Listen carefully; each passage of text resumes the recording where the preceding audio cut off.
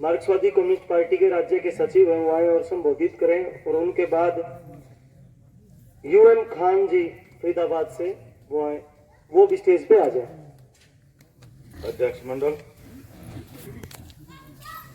साथ ही रामकिशन की शोक सभा में उपस्थित तमाम उनके संगठन के संघर्षों के साथी, परिवार के लोग, रिश्तेदार,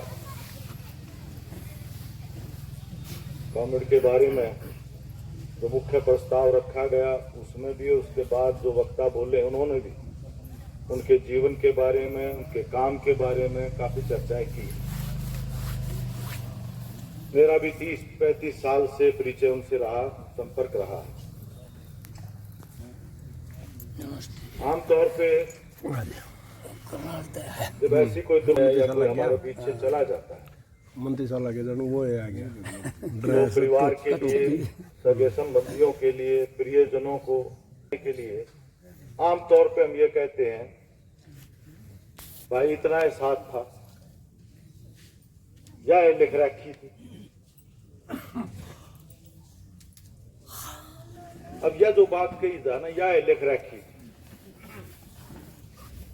रामकृष्ण ने नहीं मानना था, हम इसको असत्य मानते, यह बात झूठी है। क्योंकि कोई अगर लिखने वाला न्यायकारी को संस्था हो तो ऐसी रामकिशन जैसे आदमी के बारे में ऐसी कैसे लिख सकता है, जो आदमी सबका काम आने का हो, पूरे समाज के लिए जिसने अपना जीवन लगाया।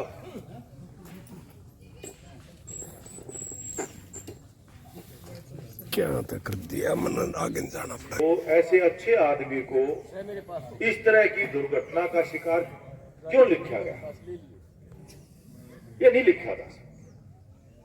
सच्चाई ये है, तो कॉमेडी इंद्रजीत कह रहे थे बड़ा मुश्किल होगा, लेकिन एक कड़वी सच्चाई है जिसको कबूल करना है। प्रकृति का नियम पौधे हो, जीव जंतु, आदमी हो, सदा कोई रहा नहीं। जो इसकी उत्पत्ति हुई है उसका पतन तय है, ये प्रकृति का नियम है। ये किसी बेमाता नहीं लिख रखी, ये नियम है।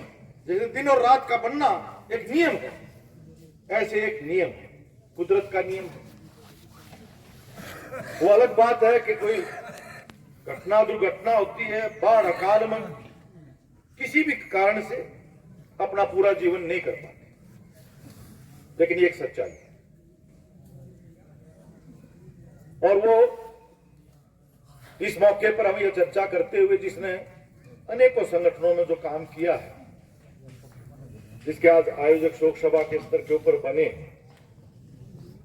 इन सब संगठनों में काम करते हुए, कर्मचारी आंदोलन में काम करते हुए रामकिशन कम्युनिस्टों के संपर्क में आए। वो कम्युनिस्ट बने, वो हमारी पार्टी के कार्यकर्ता रहे आखिरी समय तक। क्या है कम्युनिस्टों का कहना, क्यों वो किस बात के लिए रिटायरमेंट के बाद भी दिन रात लगे रहा करते, वो यही था, विचार यही है कम्युनिस्टों का, जिसके बारे में तो कम्युनिस्ट के कह दे हैं। लेकिन जो कुदरत का नियम है उसके मुताबिक कुदरत ने इंसान को बराबर पैदा किया, उसने कोई भेद नहीं किया, सब समान है। ये जो आज ऊंच नीच औरत में और मर्द में जात के आधार पर जो बना रखी है, जो गरीबी और अमीरी जो आज है, ये कोई किस्मत की वजह से, ये कोई राम की करनी नहीं है,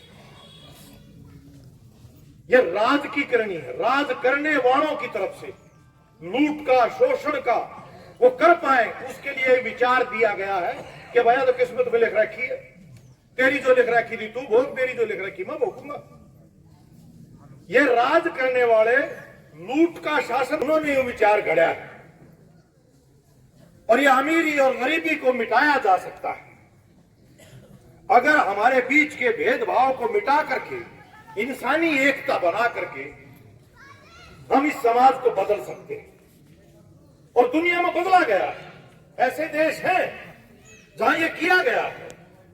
और उन्होंने ये करने अपने देश के अंदर बेरोजगारी, गरीबी, अनपढ़ता, भिखमंगापन और अपराध खत्म किया। इसी विचार को लेकर के रामकिशन एक कम्युनिस्ट कार्यकर्ता होने के नाते समाज के तमाम तबकों में, चाहे वो महिलाओं के ऊपर उत्पीड़न का सवाल हो, वो युवाओं का आंदोलन हो, किसानों का आंदोलन हो, वो तमाम जगहों के ऊपर रहते हैं। और आज जैसे अपने साथियों ने रखी है बात कि हमारे पुरखों ने जो कुर्बानियां दी थी, फांसियां झूली थी, जिसके दम के ऊपर ये एक भारत का नक्शा बना था, बाबा साहब अंबेडकर के अध्यक्षता में संवैधानिक एक ढांचा बना था, जिसमें कलम से लिखा गया कि सब बराबर होंगे। उससे पहले सदियों तक हिंदुस्तान में यह बात नहीं थी। औरत को चौपाई पे भी नहीं चढ़ने देते, गैर बराबरी थी, ज्ञान का अधिकार दलित को नहीं था, महिला को नहीं था, काम करने वालों को नहीं था।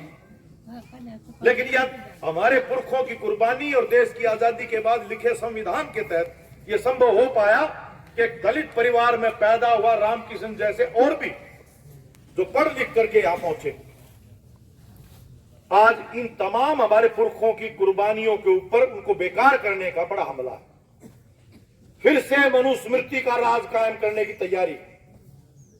ये आरएसएस और कुछ नहीं है जिसकी अब बच्ची है बीजेपी, जो आज मोदी जी का शासन है। राष्ट्रीय स्वयंसेवक संघ 1925 में बना था, जब देश गुलाम था, अंग्रेजों के खिलाफ संघर्ष था, नौजवान फांसी के परवान उसके चढ़ रहे थे। उस समय के ऊपर यह आरएसएस बना था, लेकिन आरएसएस ने एक भी कोई नाम नहीं मिलेगा जो आजादी के आंदोलन में जिसने भाग लिया हो अंग्रेजों के साथ थे। वो अंग्रेजों के साथ। ये देश की विडंबना है कि 75 साल की आजादी के बाद वो लोग आज सत्ता में जो उस समय अंग्रेजों के साथ थे। और आज इसलिए वो आज अपना काम उन्हीं नए अंग्रेजों के साथ, अडानी जैसे नए अंग्रेज, नए पूंजीपति, उनके साथ मिलकर के इस देश को लुटवाया जा रहा है, लूटा जा रहा है। और लूट के जरूरी है बांटना, तो लोगों को बांटा जा रहा है धर्म के नाम पर, जाति के नाम पर, भाषा के नाम पर। और यही सबसे बड़ा खतरा है। तो कॉमरेड रामकिशन का शरीर तो वो हमें आएंगे, लेकिन रामकिशन मर नहीं सकता। कोई भी आया तो मरता भी नहीं, खत्म नहीं होता, वो अपने पीछे छोड़ के जाता है। यू पेड़ जागा तो ये कुछ बीज छोड़ जाएगा। रामकिशन का भी खून उसके बच्चों में है शरीर के रूप में, लेकिन रामकिशन का परिवार के साथ उसका विचार और उसका काम, ये जो हम साथी जो बैठे हैं, समाज के अंदर जो विचार, वो विचार कभी नहीं मरता। जो भगत सिंह ने कहा, ये मेरे को फांसी से मेरे शरीर को मार सकते हैं, लेकिन मेरे विचार को नहीं मार सकते। और विचार ही है जो क्रांतिकारिता का, जो खुद भगत सिंह ने कहा, ये बम और पिस्तौल ये क्रांति में कोई सहायक तो हो सकते हैं, लेकिन क्रांति का विचार विचारधारा की निशान पर तैयार होता है। तो विचार से आदमी क्रांतिकारी बनता है जब ये ऊंच नीच को त्याग करके उसको चुनौती देकर, जाति धर्म के, भाषा के इन भेदभावों को मिटा करके, ये पिछड़ेपन के, ये है एक विचार जिसको जिंदा रखने का, जिसको खुराक देने की जरूरत है। सच्ची श्रद्धांजलि आज रामकिशन को यही हो सकती है कि हम उसके विचार को और उसके किए हुए काम को जो अधूरा रह गया है उसको हम पूरा करने में अपना पूरा योगदान दें। इसके साथ ही मैं अपनी पार्टी, भारत की कम्युनिस्ट पार्टी मार्क्सवादी की राज्य कमेटी की तरफ से साथी रामकिशन को अपनी श्रद्धांजलि देता हूं और परिवार के साथ, उनके परिजनों के, रिश्तेदारों के साथ अपने गहरे हृदय से सांत्वना प्रकट करता हूं, संवेदना प्रकट करता हूं। बहुत बहुत शुक्रिया।